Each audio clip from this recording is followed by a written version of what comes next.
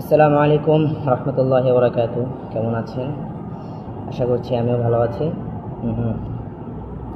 আপনারা লাস্ট আমার পেজে যে পোস্টটা দেখছেন সেটা হয়তো অনেকে মনে করতেছে যে এটা অন্য কেউ পোস্ট করছে, সেটা আমি পোস্ট করছি। এবং এই উদ্যোগ যে জিনিসটা চলতেছে আর কি, এই ঝামেলাটা যে কলরবের জিনিসগুলো, কলরবের যে সংগঠনটা, এগুলো পুরোপুরি লিখে নেওয়া হয়েছে।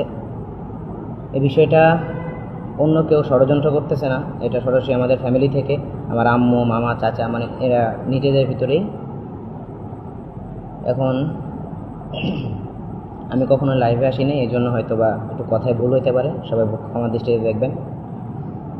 তো আজকে আমি কিছু প্রশ্ন নিয়ে আসলাম। অনেকে বলতেছে যে গালিব, তুমি ভুল পথে হাঁটছো, যারা তোমাকে এতদিন বড় করলো, এত কিছু করলো, তাদের সাথে তুমি এরকম ব্যবহার করতেছো।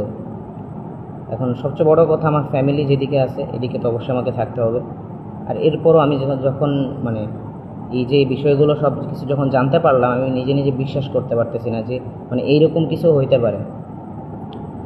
আর দেখুন, কলরব শুধুমাত্র একটা সংগঠন না, এটা একটা ব্যবসায়িক প্রতিষ্ঠান। ঢাকা দক্ষিণ সিটি কর্পোরেশন 13 নং ওয়ার্ডের করা ট্রেড লাইসেন্স অনুযায়ী এই কলরবের মালিক রশিদ আহমদ ফেরদৌস চাচু। এখন আমার প্রশ্ন হলো, এই কলরব যদি একটা ব্যবসায়িক প্রতিষ্ঠান হয়, তো এটার মানে মালিক, হ্যাঁ, এটার মালিক কিভাবে আরেকজন হইতে পারে? সেখানে আমার বাবা এই প্রতিষ্ঠানটা প্রতিষ্ঠিত করছে, ঠিক আছে, এরপরে তো উনি কাউকে লিখে দিয়ে যান নাই, বা আমার কোনো এমন কেউ নাই, কোনো অভিভাবক যারা কলরবের দায়িত্ব নিছে। আব্বু মারা যাওয়ার পরে অন্য অন্য যারা ছিল আমার ফ্যামিলি থেকে, সকলেই ইয়ে করছে যে কলরব যারা চালাইতেছে ওদের হয়তো ভালো অভিজ্ঞতা থাকতে পারে। তো সেই অনুযায়ী ওনারা কিছু মানুষকে দায়িত্ব দিছে যে তোমাদের কলরব তোমরা চালাও। তো এরপরে আস্তে আস্তে এত বছর পরে জানা গেল যে মানে আমি শুনলাম যেইভাবে ট্রেড লাইসেন্স করা হয়েছে, আরও বিভিন্ন কিছু। তো এটা খুবই দুঃখজনক।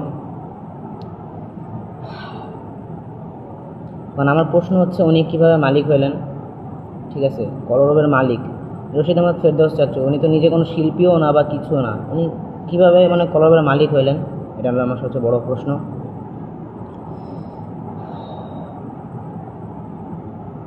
আর আব্বু বেঁচে থাকতে কলরবের প্রযোজনা অনেকগুলো অ্যালবাম হয়েছিল।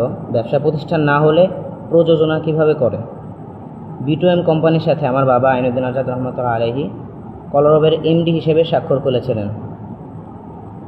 তো একটা সংগঠনে কোনো এমডি হয় না, যেহেতু আব্বু এমডি হিসেবে স্বাক্ষর করেছিলেন, এর মানে এটা একটা ব্যবসায়িক প্রতিষ্ঠান, এটা আপনাকে মানতেই হবে। আর কলরবের অনেকের কাছে শুনতেছি যে কোনো সংগঠনের আবার এমডি হয় নাকি, এটা তো ওনাদেরই কথা। তো সংগঠনের কোনো মালিক হয় না, নেতৃত্ব বদলাতে থাকে। কিন্তু আমার বাবা তো এটাকে সংগঠন, শুধু সংগঠন রাখেন নাই, ওখানে সুরকেন্দ্র নামে ছিল, আর অনেক কিছু ছিল। তো সব কিছু মিলে একটু নার্ভাস, ঠিক আছে, একটু সমস্যা হচ্ছে। আর আরেকটা প্রশ্ন, হলিটিউন যে কলরবের চ্যানেলটা আছে, এটা আসলে আমি শুনলাম যে কলরবের সাথে নাকি হলিটিউনের চুক্তি হয়েছে। বিষয়টা আশ্চর্য, আপনাদের কাছে নাও লাগতে পারে।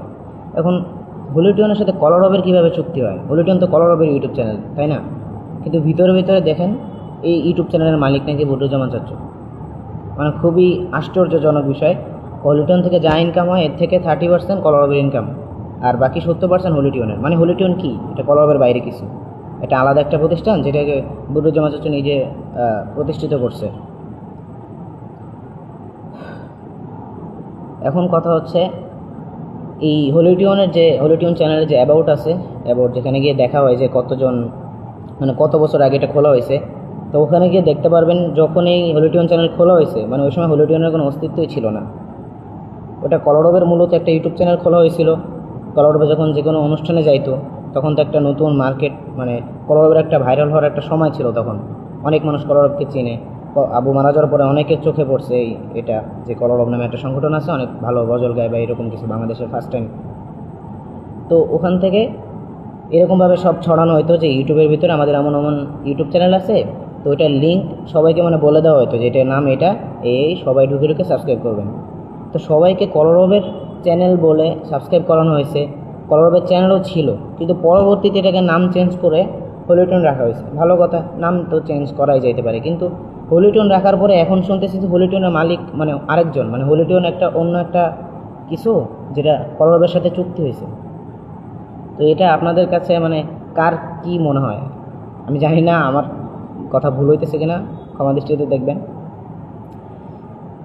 হ্যাঁ, আর আরেকটা কথা যে আমরা যে এই যে উদ্যোগটা নিয়েছি আমাদের ফ্যামিলি থেকে, তো এই উদ্যোগটা পাওয়ার পরে মানে দেখার পরে আমাদের অনেকের কাছে, যেমন আমার আম্মুর কাছে বা অনেকের মানে এরকম হুমকি আসতেছে যে ওই ছোটোকালে মাদ্রাসায়, যারা মাদ্রাসায় পড়েন আপনারা জানেন মাদ্রাসায় অনেক ধরনের দুষ্টামি উল্টাপাল্টা হয়। আর আমি অনেক ভালো, আপনারা এতটাও ভালো না, ঠিক আছে?